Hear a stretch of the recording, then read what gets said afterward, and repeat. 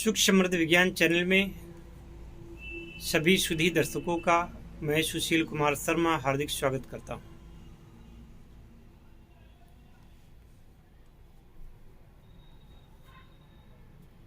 इस वीडियो में मैं आप लोगों से बताने जा रहा हूं कि वह लोग जो इस वीडियो को देख रहे हैं और मेरे पास किसी भी साधना को सीखने के लिए आना चाहते हैं, किसी भी चीज़ को सीखने के लिए आना चाहते हैं, उनके लिए मैं ये वीडियो बना रहा हूँ।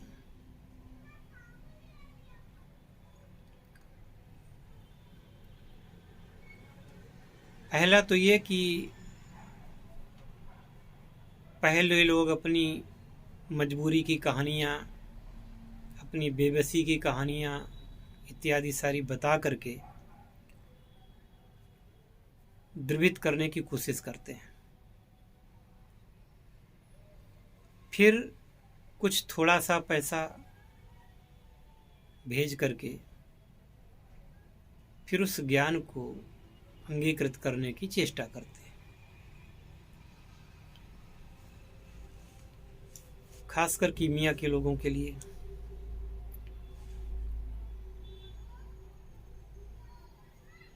कई मामले ऐसे हुए हैं जिसमें मुझे बाद में हार्दिक कष्ट ही हुआ है, और मेरे उस कष्ट से किसी को कोई लेना देना नहीं है। कुछ एक लोगों द्वारा ऐसा करने के पश्चात वो ये समझते हैं कि कुछ पैसा दे करके वो मुझे खरीद रहे हैं।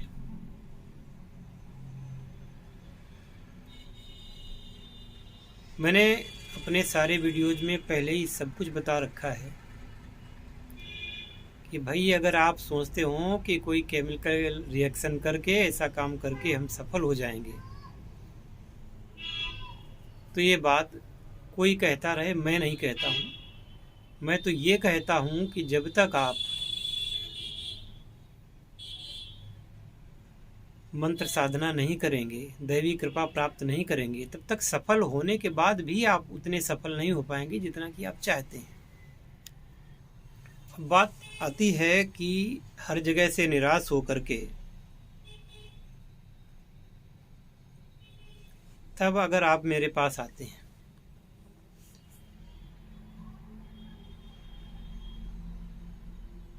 और बाद में हमें कहते हैं कि आपकी ये क्रिया मुझे पहले से ज्ञात थी। अब क्रियाएं हैं, हो सकता है कि क्रियाएं समान हों या कुछ अंतर हो, ऐसा होना संभव है, लेकिन इसको आधार नहीं बना सकते कि मुझे पहले से ज्ञात थी। अब मैं कहता हूं कि कोई, मान लीजिए कि आपने रस सिद्धि के लिए कोई ज्ञान लेना चाहा,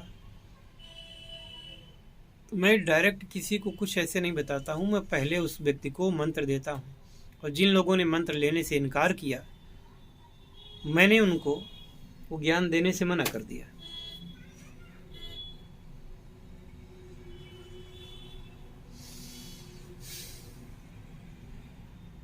और कुछ लोग ऐसे भी होते हैं, चलो हमने मंत्र ले लिया, दिखावे के लिए मंत्र ले लिया, हमने मंत्र से संबंधित साधना की सामग्री भी प्रदान कर दी कि चलो ऐसे इसका मंत्र करना है। अब कोई कहे कि मेरा मानसिक स्तर ऐसा नहीं है कि साधना के लिए सोच सकूं, मेरे पास तो इतने लाख का कर्ज है और मैं मंत्र साधना करने के योग्य नहीं हूं। अब इसके लिए मैं क्या कहूँ? यदि ये बात वो पहले बता देते कि आपकी साधना वाधना मैं करूँगा नहीं, आप सीधे मुझे ज्ञान दीजिए कि ये कैसे ये काम होता है, तो मैं उनको इनकार कर देता। लेकिन तब ये बात नहीं हुई। तब ये हुआ कि चलो मंत्र दे दो, जो सामान देना था वो सामान ले लिया। अब जो कुछ हमें प्रैक्टिकल किसी को दिखाना है मैंने प्रैक्टिकल दिखा दिया, सामने अपने हाथ से कर रहे हो। फिर ये कहना कि इतने से मेरा पेट नहीं भरेगा, मेरी भूख है 4 रोटी की और आप दे रहे हैं 1 चावल। पहला सवाल तो ये कि 1 चावल भी आपको नहीं मिला इतने वर्षों में। फिर जब हम कोई प्रयोग करते हैं तो न्यूनतम करते हैं कि भाई कम लागत में वो प्रयोग हो जाए तो कुछ ही परिणाम निकलेगा। अब वो अगर बल्क में किया जाए, वो अगर ज़्यादा सामान लेके किया जाए तो उसका परिणाम अच्छा आएगा। फिर पारद बंधन, पारद का बद्ध होना, पारद का संयुक्तीकरण, ये सब इतना सहज नहीं, इतना सरल नहीं है। तो मैं आप सभी लोगों को बताना चाहूँगा कि यदि आप हथेली पर आम उगाना चाहते हैं तो कृपया मेरे पास ना आवें। मुझे बड़े अफसोस के साथ कहना पड़ रहा है कि ऐसे लोग मुझसे इस काम के लिए ना कहें। जो आदमी साधना करने की स्थिति में हो, जो पहले साधना कर सकता हो और गुरु की हर बात को मान सकता हो, और अब तो ये भी है कि कोई इस काम को करना चाहेगा तो मैं पहले बांड भरवाऊंगा, उस पर साइन करने पड़ेंगे, बाकायदे उसकी रिकॉर्ड में रहेगा हमारे पास, उसकी फोटो कापी उनके पास रहेगी। और किसी प्रकार का समझौता पैसे के लेन देन में नहीं करूँगा। मुझे कोई शौक़ नहीं है कि मैं बेवजह में, फालतू में ऐसी अव्यवस्थाएं मोल लूँ, फालतू में ऐसी टेंशन मोल लूँ, कोई शौक़ नहीं है।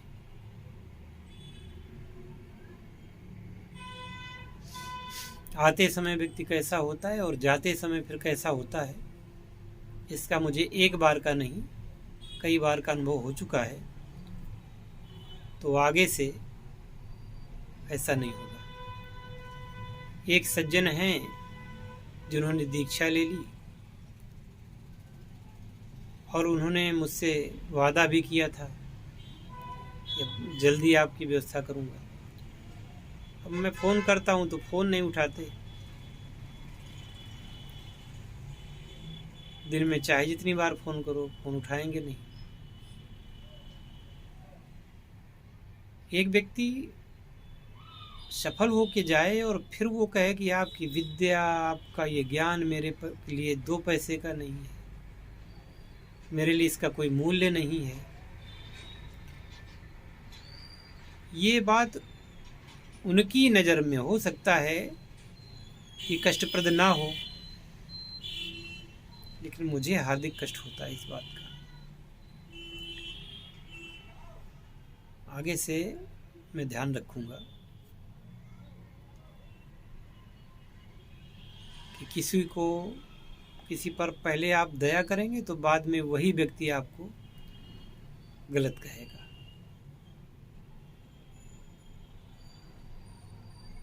संबंध एक तरफा नहीं निभाए जाते, संबंध तो पर 2 तरफा निभाए जाते हैं। ठीक है, जो कुछ जैसा है, जैसा अनुभव हो जाता है मुझे, वैसा मैं आप लोगों से कह देता हूँ। तो आप लोगों में कोई व्यक्ति अगर सोच रहा हो कि मेरे पास आना चाहता है तो पहले मेरी शर्तें हैं, बाद में सब कुछ। अब मैं नियम को तोड़ करके किसी को बुलाऊंगा नहीं। जो नियमों का पालन नहीं कर सकता तो उसको बुलाने का मतलब क्या है। क्योंकि एक बार हुआ होता ये बात इस प्रकार की हुई होती तो ठीक है, कई बार का अनुभव है। किस किस का नाम लूँगा और क्यों लूँगा। किसी का नाम ले लो तो उनको हार्ट हो जाता है कि मेरा नाम ले लिया, जबकि एक सज्जन का नाम नहीं लिया था, केवल उनके प्रदेश का नाम ले लिया था, उतने में उनको बड़ा कष्ट हो गया था। तो किसी का नाम तो नहीं ले सकते, चूँकि बात यह है कि वीडियो देखते हैं, अगर उनका नाम आ गया, नाम नहीं आ गया, उनकी बातें आ गई तो वो फिर मैसेज करते हैं, मुझे आपसे ऐसी आशा नहीं थी, मुझे बड़ा दुख पहुंचा है, मुझे आपने बदनाम कर दिया। अरे मैंने आपको कहाँ बदनाम कर दिया? बदनाम करना होता तो मैं बताता कि फ़लाँ ज़िले से, फ़लाँ जगह से अमुक व्यक्ति, उसका फ़ोन नंबर ये है, ऐसा बोलता। वो तो मैंने कुछ नहीं किया, केवल उस राज्य का नाम ले लिया कि वहाँ से एक सज्जन थे और ऐसा ऐसा।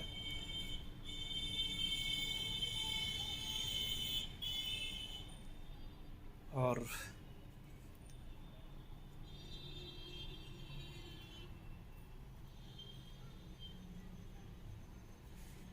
क्या कहूँ, टाइम को बदलते और सब देखते हैं तो मुझे लगता है कि मुझे ये सब काम जो कुछ भी है बहुत सोच समझ के करना चाहिए, और किसी को ऐसा मौका नहीं देना चाहिए भविष्य में कि जो उंगली उठा सके। किसी को ऐसा मौका नहीं देना चाहिए जो कि वो आक्षेप कर सके।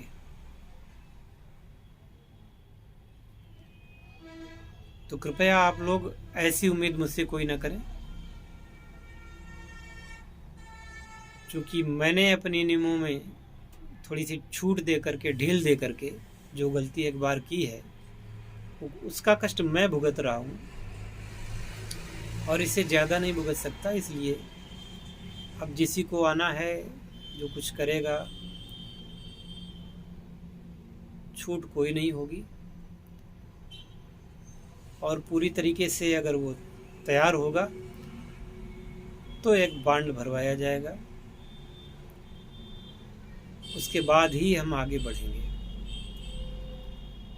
और कोई शौक नहीं है, कोई ये नहीं है कि नहीं मेरे पास लोग आए ही, अरे आए तो अच्छे लोग आए, ऐसे लोग आए जो कम से कम बात को रखना जानते हों। ये क्या है, थोड़ी सी बात में ऐसी बातें मुंह से निकाल दें जो कि नीति विरुद्ध हों, नियम विरुद्ध हों, और गलती भी हमेशा मेरी ही दी जाए, तो मैं क्यों गलत बनने के लिए कोई काम करूँगा? किसी के साथ नहीं करूँगा। मुझे शौक नहीं है गलत व्यक्ति बनने का।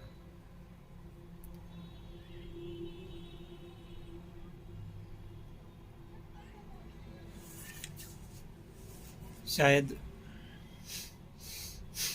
भगवान को यही मंजूर था।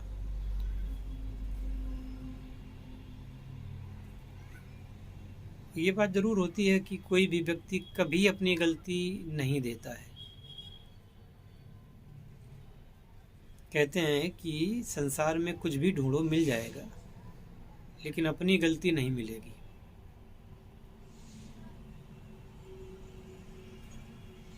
लेकिन मैंने जो गलती की या दया की वो तो ईश्वर जानता है। आगे से ये भी संभव नहीं होगा।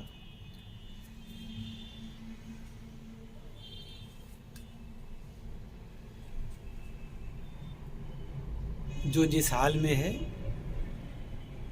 उस हाल का वो आदी है, और यदि वो मेरी शर्तें नहीं पूरी कर सकता तो मैं उससे उबारने की कोई कोशिश नहीं करूँगा।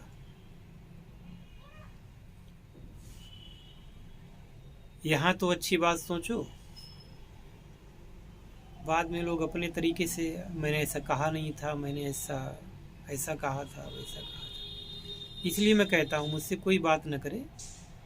बात करनी हो तो व्हाट्सएप पर या टेलीग्राम पर करे, और वॉइस मैसेज या इस प्रकार का वीडियो कॉलिंग, ऑडियो कॉलिंग कुछ नहीं करे तो लिख करके करे। मेरी मर्जी होगी तो मैं हाँ कहूँगा, नहीं मर्जी होगी तो कोई बात ही नहीं, पर रिकॉर्ड में तो रहेगा। मुँह से आपने आधे घंटे मुझसे बात की, क्या कहा आपने, क्या मैंने कहा, या तो सबकी बातें रिकॉर्ड की जाए। रिकॉर्ड भी करो तो मेमोरी जल्दी भर जाती है, उसको डिलीट कराना पड़ता है। व्हाट्सएप पर मैसेज अच्छा रहता है,